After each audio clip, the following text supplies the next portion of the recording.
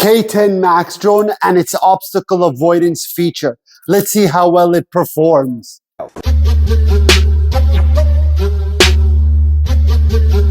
So my friends, we're here in the gym again, this time with the K10 Max Drone. I'm just starting a mini series. I guess it's going to be turning into a mini series. I don't know. All I know is I'm just going with the flow. We did with the K6 Max drone. We did with the P8 drone. And now we're here with the K10 Max drone. And if you're just tuning in, if you're just starting to watch this, this is about testing out their obstacle avoidance feature to see how well they are and how well they really perform and who really performs the best from all of them. So that's what we're doing. And this is what we're doing today with the K10 Max drone. So we're just going to dive into it and see how well it's performing and if it is better already than the K6 Max drone and the P8 drone. The last video I did was with the P8 drone, and it was basically the same as the K6 Max drone, but it was a little bit better. It moved a little bit better, still slowed like crazy, but it still moved in all directions, and the obstacle avoidance feature was still better. Remember, all of these obstacle avoidance features that you see, all working by the infrared. So just keep that in mind. So let's get into it with the K6 Max drone and see if it does better than the others. Okay, so we're all set. Let's dive into it, my friends. Let's power on the drone. Let's power on the controller. Automatic binding. I love features like this. By the way, this also has automatic adjustment of the camera. As you can see, check it out. Goes up, down. That's really cool. I love that. I love that these new toy drones are upgrading, getting upgrades in certain things. Unfortunately, this is not a brushless drone, but new toy grade drones do come with brushless motors, but it doesn't have it. But it does have adjustable camera, and it does also have an automatic binding. So that's new. So anyways, let's not waste too much time. Let's take it up in the air. Okay, there it is up in the air. Putting it on third rate. Third rate. Look at that. As you can see, it's flying very fast. Everything is perfect with it. No issues, nothing. So it is flying good. Now let's go into the obstacle avoidance and see how well it works. So this is the obstacle avoidance button. Lights flashing. Let's see how well. Moment of truth. Full forward. Okay, so it's going slow. So it's going slow, but it is going a little bit faster than the, it is going a little bit faster than the P8 drone, I can say. But it's still not working, you know, perfect like it should. But anyways, let's test out forward.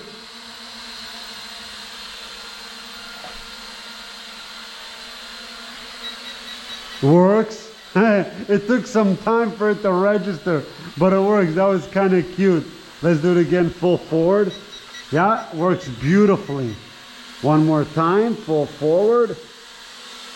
Boom! Like right at the last second it's doing. Let's try sideways. Let's go all the way there, see how well, if it does it or if it doesn't. Oh, beautiful, right away. Right away. Again. Perfect. Just so you guys don't get confused from the directional pads, take it away from something bothering it. Really slow though, I hate that. Beautiful, works perfect. Let's try on now the right side if it's gonna crash into the window. Yeah, so I didn't want to crash it, but it's not working. But you know what? Whoa. Let's try it. I'll crash it. Who cares? So, hold. Oh, it did work a little bit. It did work a little bit, but it still crashed. So I think, like I said, oh, look at that. It just popped out the obstacle avoidance. So just pop that back in there. So it did help it a little bit for like a second, but it still ended up screwing up. Let's take it up in the air. All right. Okay, let's power the obstacle avoidance. Lights flashing. Let's smash it to the wall again.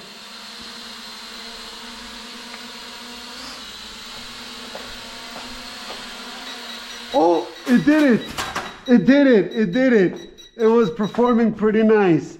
But yeah, for a window, it'll never perform so great because it reflects it back. So it kind of confuses it. Oh, now the battery came out completely.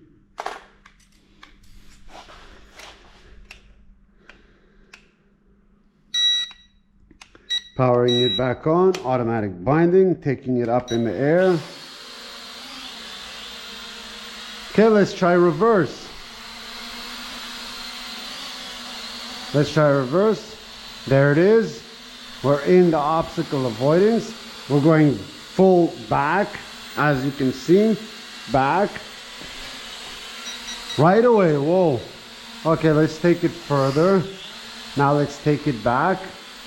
Back, back, back, back. Boom. Yeah, so it works really great. Now, this is something I didn't try, but I want to try for curiosity. Now that we have the obstacle avoidance on, let's try just flying it, see how well it is. So you can see that this is flying a lot faster than the other ones, which is still crap, but look, it goes crazy. Yeah, whoa, whoa, whoa, whoa, whoa. Yeah, so honestly, I have no idea why they would put this feature for something to work indoors. There, it works beautiful.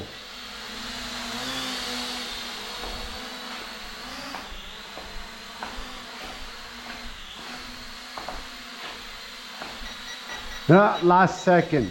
So like I was saying, I don't know why they would put this for something indoors, because it'll always just siren on, you know what I mean? It will always just start flashing and beeping that it's about to hit to something, especially if you have a small room. I have a big room here. As you can see, I have a lot of space here, so I can fly freely with it before a beep will come to it. You know what I mean? But if you're like in a smaller place with more things around, so naturally you'll have more of a problem to fly it. And that was the end of the battery, but it was perfect time. So anyways, that's pretty much it for this video, my friends. So my friends, that's pretty much it for this video. I think it was an almost successful video. The K10 Max Drone did perform pretty freaking well. It was pretty unexpected to see how well it would do for the K Max series, because the K6 was terrible, like completely terrible in flight, in terms of its functionality of the obstacle avoidance. It was a huge failure in my opinion. I totally disliked it. And then came the PA drone, was a super amazing, still slow, but it was performing really well with the obstacle avoidance. But here comes the K10 Max Drone now, and it blew me away. The flight was a tiny bit faster, so it did improve a little bit better. It's still slow, but it did prove a little bit better, so I'm excited about that. I like to see that. And the obstacle avoidance was just amazing and flawless. You saw I even flew it around in the place, and it was still, you know, performing pretty darn good with all the obstacles around it. So still doing really good. Overall, it's not so bad. Still, I wish I can see a drone, and I hope we're gonna see one of these drones that I'm gonna be testing out that will have everything flawless, meaning it will still maintain regular speed, and as well, it will have a great obstacle avoidance. Naturally, they're all the same in terms of functionality, with the form of it being infrared. Keep that in mind. So how much better? It's not really rocket science, you know what I mean? They're pretty much going to be all the same. But who knows how the flight will be, and I'm sure there is some sort of difference because one performs better than the other. So I could be making a mistake here, but we'll find out exactly to see how well these do overall. So that's pretty much it for this video, my friends. I hope this video helped you out. Hope it gave you some insight and understanding of the functionality of obstacle avoidance. Till next time, remember to be safe, take care, have fun, and peace out, people. Bam!